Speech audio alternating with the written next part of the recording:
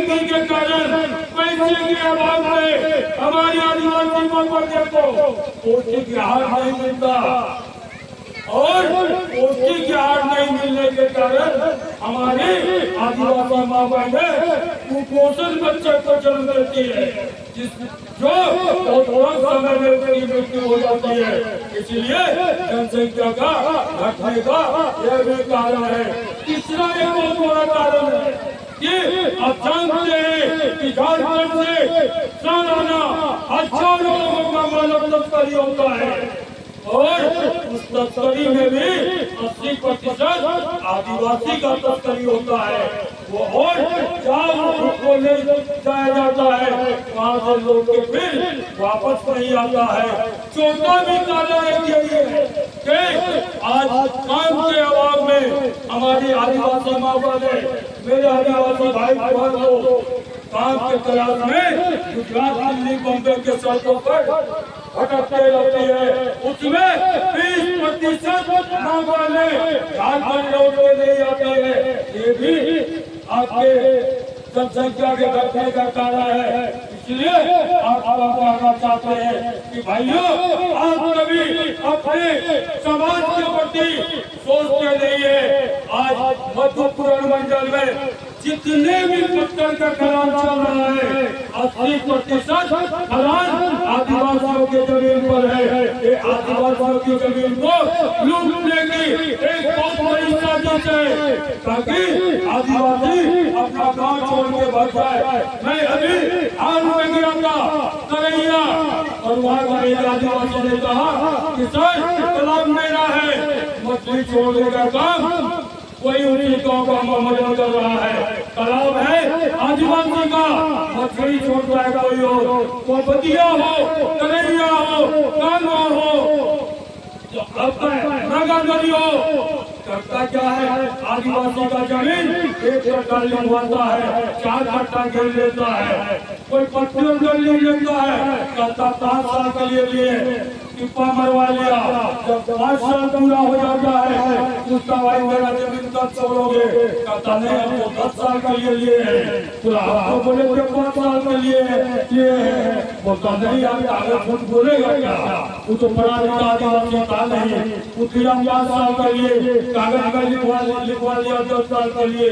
इस तरह से आदिवासियों की जमीन की लूट हो रही है। जितनी भी योजनाएं बनती है, चाहे वो केंद्र सरकार की हो, राज्य सरकार की हो, वो सारे योजनाएं आदिवासियों की जमीन पर बनती है। उसके एवज में आदिवासी के बाल बच्चे को ना तो नौकरी मिलती है, ना उसे उचित मुआवजा मिलता है। नतीजा ये है कि आने वाला पीढ़ी आज से 10-20 साल के बाद आदिवासी समाज का पीढ़ी हर साल कहाँ बनाएगा, यह जमीन बचने वाला नहीं है। इसलिए मैं आपको कहना चाहते हैं कि यदि आपको आदिवासी समाज का अस्तित्व बचाना है तो अपना जल जंगल जमीन को बचाना होगा, तभी आपका अस्तित्व बचेगा।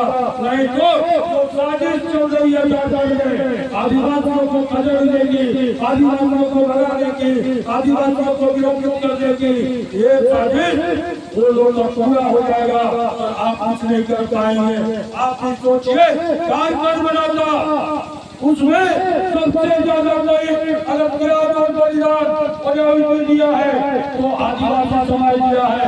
लेकिन झारखंड बनने के बाद कोई लाभ आदिवासी को नहीं मिला, चाहे वो केंद्र सरकार हो चाहे राज्य सरकार हो।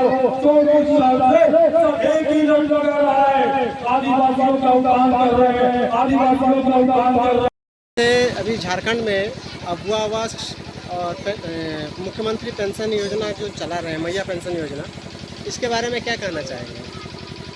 देखिए, अबुआ आवास में तो बहुत बड़ा विसंगति है।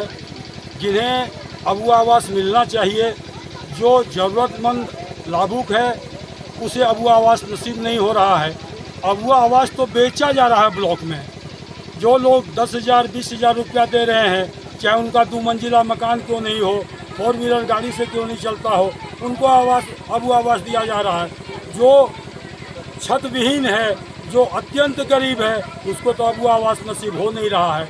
और जहाँ तक ये मुख्यमंत्री मैया योजना का सवाल है। तो ये योजना तो खुद मुख्यमंत्री क्या उस सरकार ही कह रही है कि दिसंबर के बाद लागू होगा। अब दिसंबर के बाद इसकी सरकार रहेगी या न रहेगी इसकी क्या गारंटी है।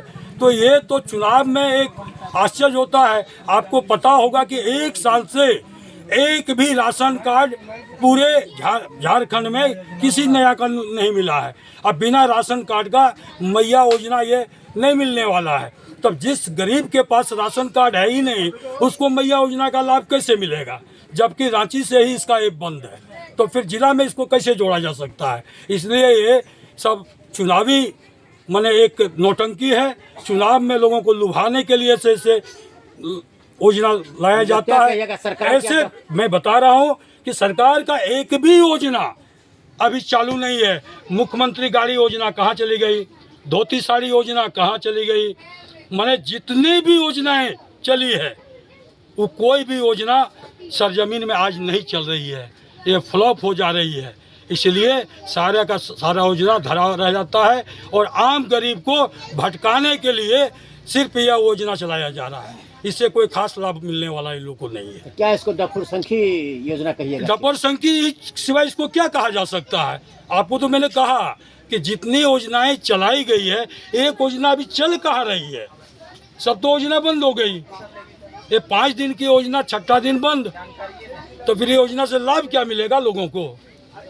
आखिर आदिवासी का विकास होगा किसे? आदिवासी का विकास जब तक आदिवासी समाज के लोग, यहाँ आदिवासी नौजवान साथी लोग अपने ऊपर हो रहे जुल्म शोषण के खिलाफ आंदोलन करने के लिए तैयार नहीं होगा तब तक आदिवासी का विकास नहीं हो सकता है।